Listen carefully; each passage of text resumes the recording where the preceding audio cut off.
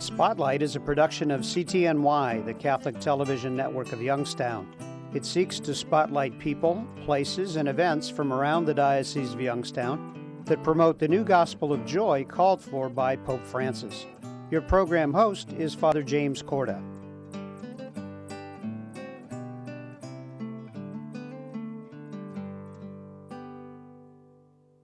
Hello and welcome to Spotlight. I'm Father Jim Korda. During this series, we're celebrating the 75th anniversary of the Diocese of Youngstown. On the show today is President Richard Jusseaume from Walsh University. Welcome to our show. Thank you, Father Jim. Pleasure to be here with you. It's always a pleasure to have you and Walsh University as our guests. We love the university. We love the wonderful work and ministry that happens there, and it's an intimate part of our diocesan church. As we celebrate these 75 years as the Diocese of Youngstown, tell us about the beginnings of Walsh, how it started, what was the impetus for it all? Okay, well, Walsh actually had a predecessor in southern Maine, tiny little college called Lemonade College, about 70 students, where the brothers were preparing young men to staff their high schools in New England. And during that time, prior to becoming bishop, Father Malone was studying at University of Notre Dame with one of the brothers, Brother Robert Francoeur, who was getting his doctorate there.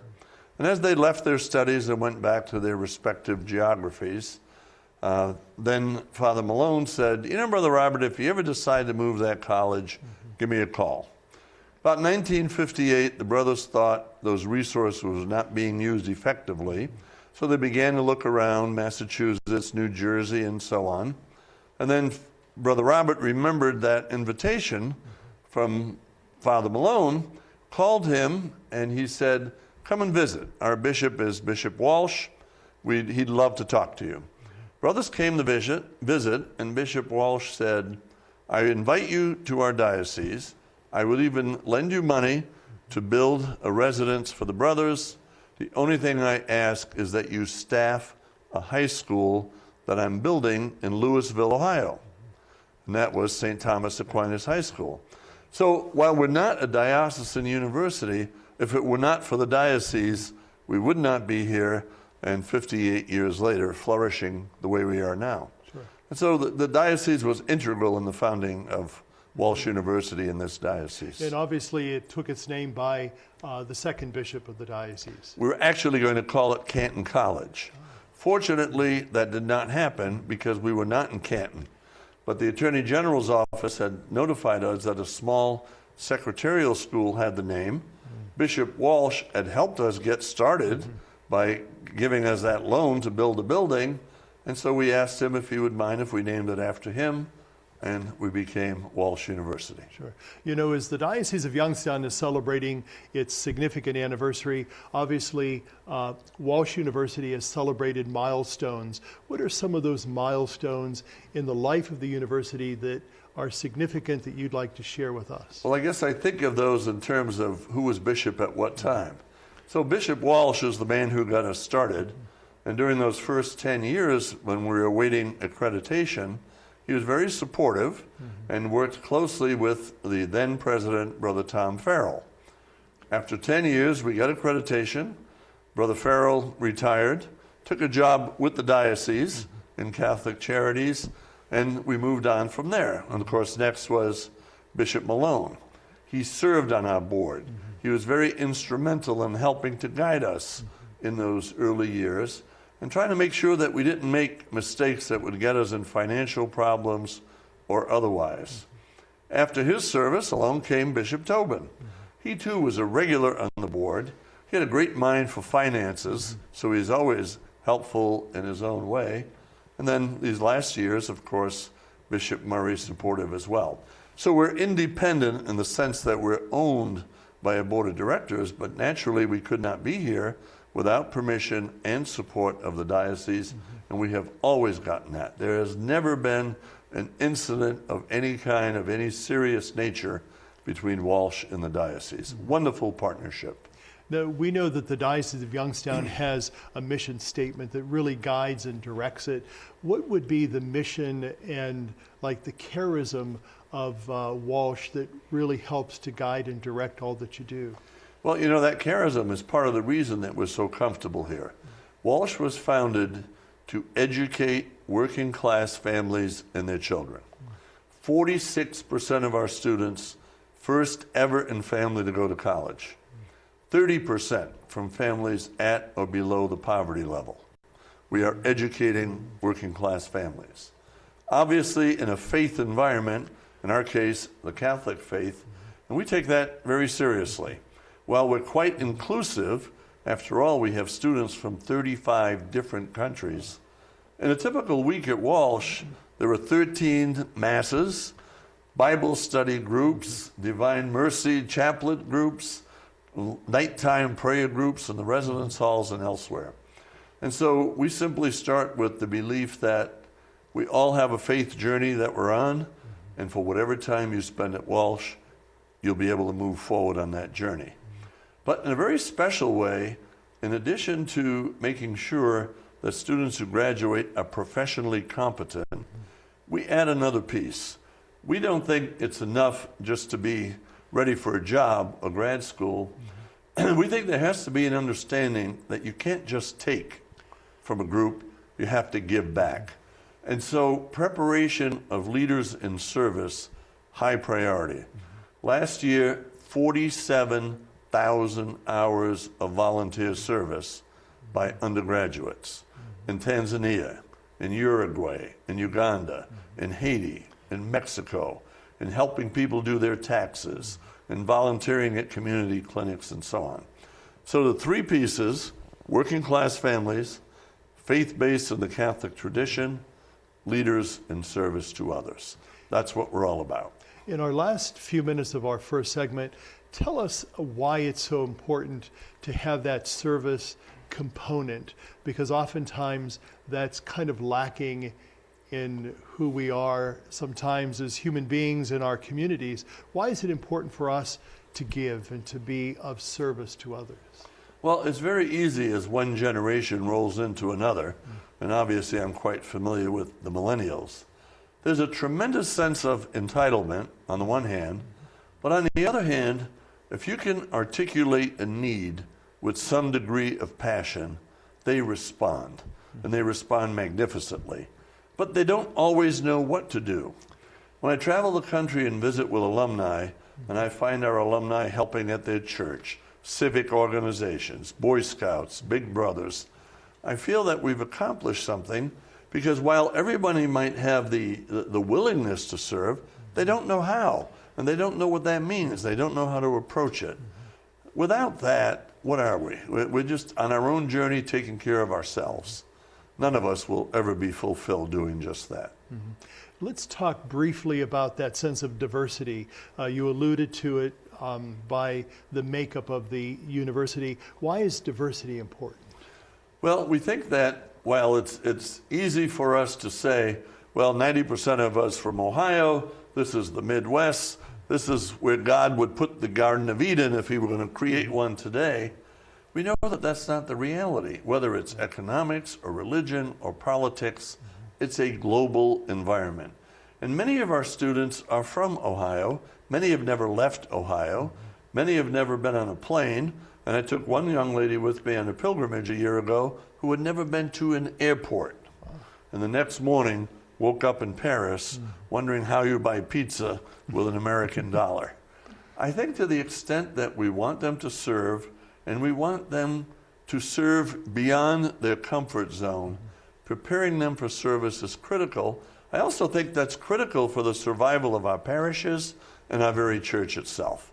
And so we take that upon ourselves as one of the things that you will graduate with is a comfort level with giving back and serving others. We're going to take a break, and after the break, they're going to watch a promotional piece about Walsh University that gives a real sense of what it's all about.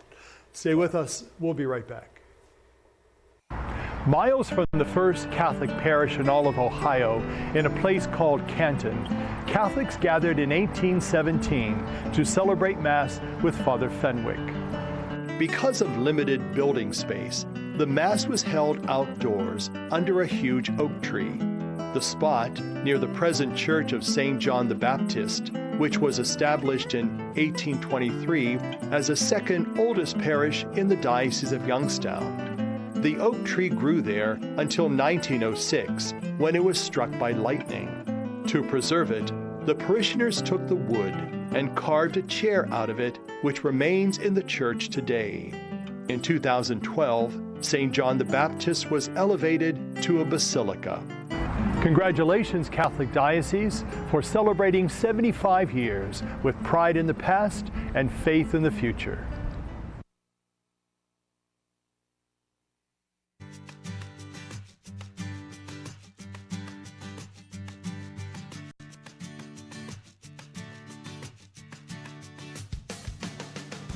So I guess if you think about Walsh University and where we started, if we were to have a theme song, it would probably be something like The Impossible Dream, because that's sort of what it seems like to me. The Brothers of Christian Instruction came to Ohio, from Maine actually, to found a college and to do it in a faith-based environment. The reason it grew, the reason it flourished, is that they had a tremendous sense of hospitality and they have a sense of inclusion. To this day, there's still that sense of welcoming, that sense of belonging, and a sense that regardless of where you have been or where you are from, you're welcome here, and we're going to help and support you as you go about in your own faith journey and your own development as a human being. Really, my experience has been absolutely amazing. You know, these 4 years have flown faster than I ever thought they could have. But I wouldn't change a second of any of them. Learning more about myself, not only who I am and who I want to be, but also spiritually, is something that I'll never forget. What made Walsh the right fit for me was just unique, and all the professors seemed interested in helping you engage in learning and accomplishing your goals and tasks in life. Definitely I made the right choice in coming to Walsh. The faculty's great. Everyone knows everybody by first name. Small class spaces, which is great. Teachers can interact with you one-on-one all the time. And Walsh University actually offers really great scholarship opportunities. I became a member of the honors program here and got a presidential scholarship, so I get full tuition, and a lot of other students do as well. Walsh prepared me for my career in more ways than one. I was a government foreign affairs major while I was here, and that major and the professors in that major really gave me a foundation in reading and writing and researching skills, and those are things I do every single day as an attorney. I was actually on clinical rotations with Walsh University when I was a student here, and one of our clinical rotations was on the oncology unit. I was walking around on the floor and I had the opportunity to meet the manager, and she asked me what university I was from. I told her Walsh University, and she was very proud about that because she's had a lot of experience with Walsh University students where it was a positive experience. So she told me to fill out an application, and it was honestly about a week later where she reviewed my application and I received the job. There are a lot of athletes here on campus, and everyone is very supportive because it is a smaller community and we all know each other very well. As an athlete in undergrad, it would help me to manage my time, and that's something that I'm dealing with today as an attorney. It's all about time management, and as an athlete in undergrad, it really helps you learn those skills. Well, I'm not gonna lie, the typical freshman that came in and didn't want to do anything. It's staying around the dorms, didn't really know anything, and it was at the end of that year that I really started to get involved and go on service trips, and that just kind of jump-started everything for me. And now, I think I've been on at least 6 service trips while I've been here. I came in here thinking that I wanted to go to law school, and now I want to go into campus ministry. And I never would have learned that if I didn't come here and get involved in the things that I did. The range that you learn in the classrooms and just the different internships you're able to get. Like I've been working with Hattie Larm from developmentally disabled kids to farming. And you put those two together, you wouldn't know where to mix them if you didn't have any structure. And it's just, those are two opposite things on different playing fields, but they come together in a unique way. Michael came to Walsh on a football scholarship. And his sophomore year, he began to explore other options. And because he's actively been engaged with his mother, who owns a daycare in Cleveland, he was curious about children, but he wanted to stay focused on finance and marketing and management. So for him, the opportunity to work with Hattie Larum gave him the opportunity to bring a lifestyle from his personal world to the classroom, and then through the classroom create career options that are going to be unique and very profitable. My background from Walsh University was very unique in that it prepared me for the current job that I have now. I founded my own company 2 years ago, and I started to look for potential collaborators. And it dawned on me, what a better place than Walsh University. We can work on a real live project, a project that has implications to treat human beings that have cancer. Most undergraduate universities are not going to have that capability. So what this provides to Walsh University is not only can they do the book work here on campus and take advantage of some of the laboratory courses and get training in terms of research, but now, instead of doing research on a project which comes out of a textbook, the students here at Walsh University are doing research on real-life projects that have real implications. Sometimes when I'm in lab, I forget how big the project is because I'm working on such a small part of it, and I'll just be sitting there and I'll think back and I'm like, oh my goodness, this could actually help the entire world. Coming to such a small school, I guess you don't think that you can get involved in something this big, but Walsh definitely works to get every single one of their students involved in something that will further their career. And since they know you so well, they know where to put you so that you'll enjoy it the most. I really believe that we're very deliberately seeking to help a generation move forward, and that we're not all about prestige and elitism and being the most expensive, but we're about helping real people with real issues, with preparing them for careers and turning out the kind of people who go back to their families, their churches, their communities, and their organizations and know how to give back. Really, it's the relationships that you build here, and it's the people that you meet that aren't only there as the professors or your mentors or your advisors. They're really there to push you and make you learn more about yourself. You're going to meet people that are going to impact your life so much that you'll never be able to forget the experiences you have here. I would say if you're looking to come to Walsh University, just set up a tour, just come on the campus and look at it for yourself. I mean, to look at it on the internet is one thing, but actually come and visit is another, and I think you'll really enjoy it. We have great tour guides. We're going to show you the best that Walsh has to offer, and I think you'll be really excited about coming. If I were a prospective student looking at Walsh University, why should I attend Walsh University? It's a liberal arts university, and this is very important. It's creating a well-rounded student that can tackle any of the obstacles that you may find in life. If you're looking for a university to where you feel, like I said before, that you can grow as a person, that you're part of a close-knit family, where you'll have more than just educational values instilled in you, and you'll have relationships for lifelong, this is the place where you want to come. The first Catholic parish established in Portage County in 1831 near Randolph-Suffield was St. Joseph Church. Years later, John Newman, who would become the first American male to be canonized, was sent there to give a mission to help heal the divisions that occurred between the German Catholics who had settled there. Perhaps that is what made him a saint. The parish is also noted for its school, which dates back to 1832, being the oldest English-speaking school west of the Alleghenies. The church is also famous for its Lourdes Shrine, which has welcomed pilgrims since 1927 and is the only exact replica of the world-famous grotto at Lourdes in France.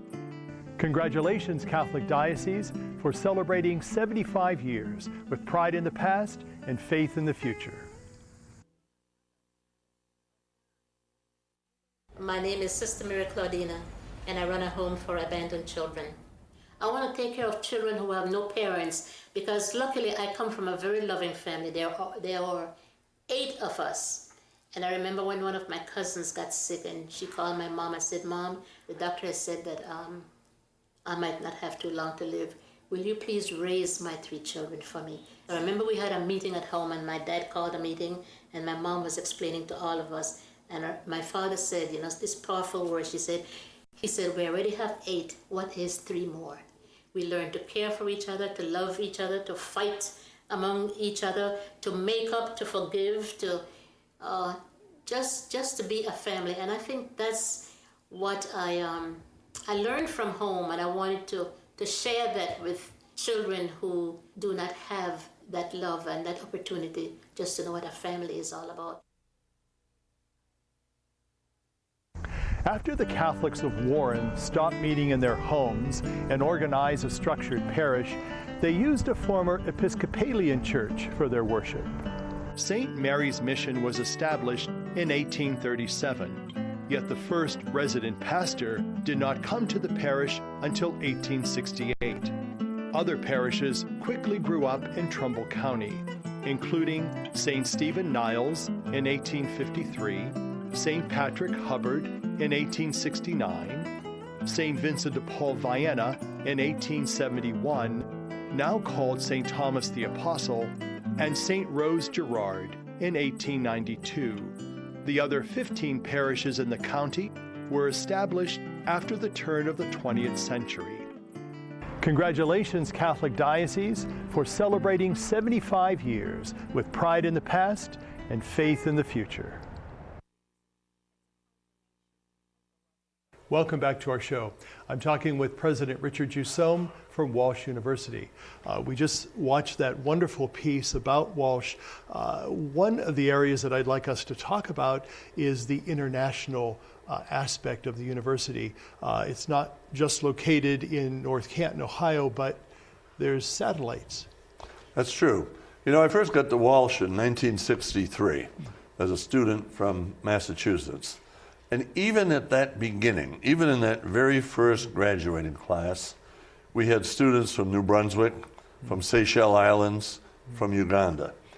Because from the very beginning, the founding brothers themselves had a presence in about 26 countries. So an international environment was important to them. As that continued, though, over the years, we never, in those first 20 years or so, actively recruited international students.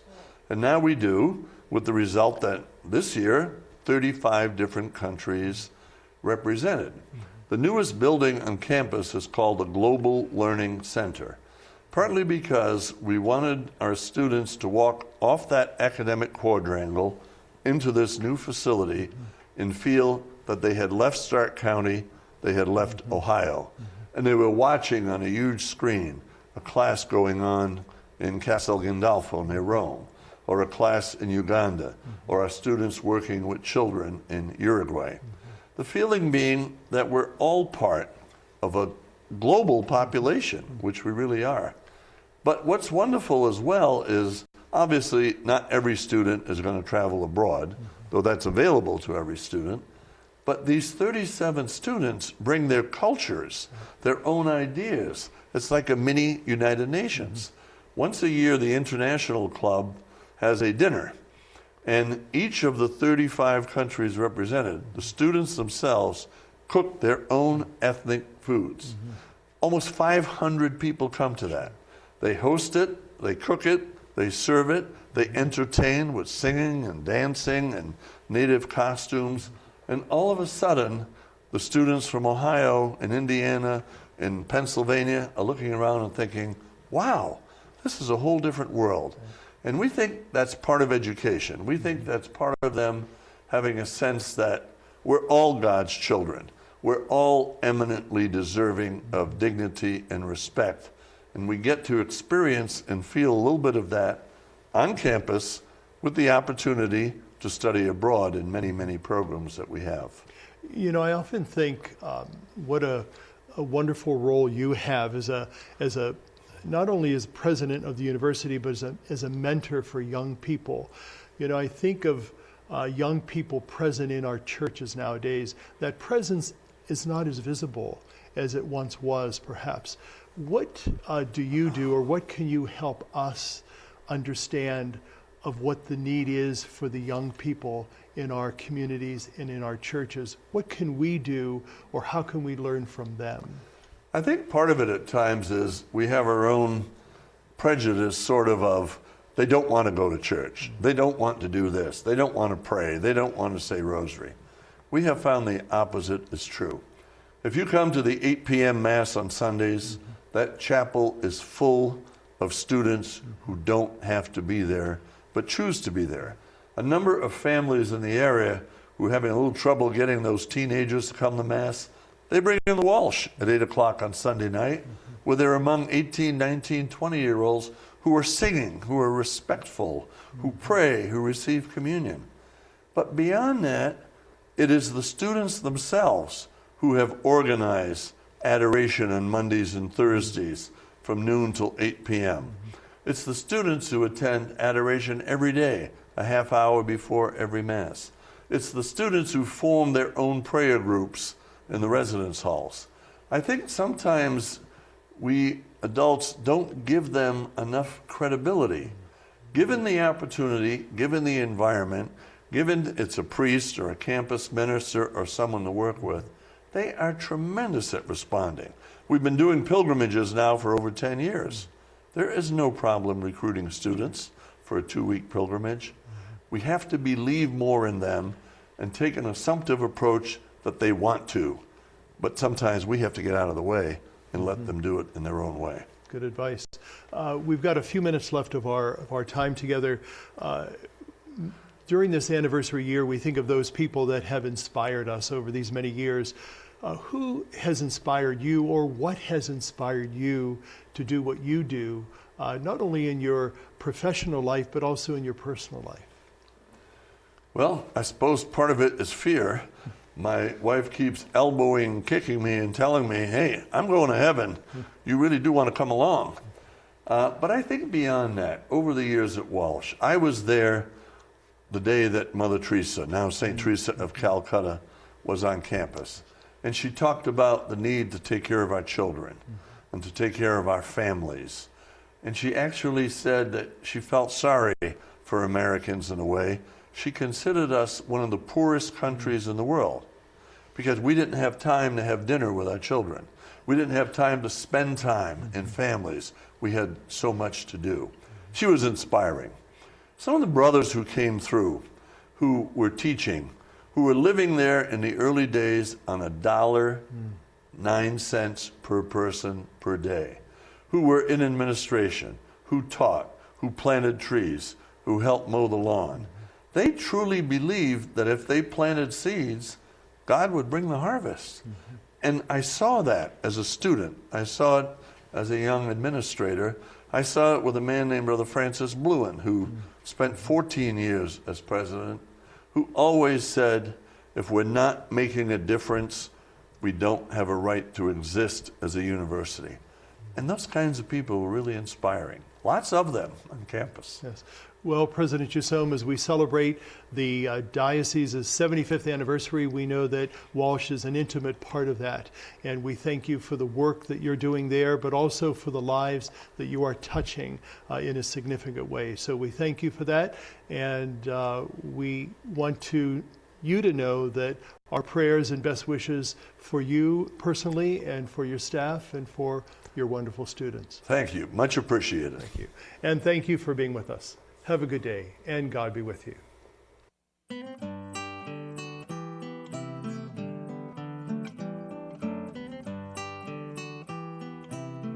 Spotlight has been a production of CTNY, the Catholic Television Network of Youngstown. Your program host was Father James Korda.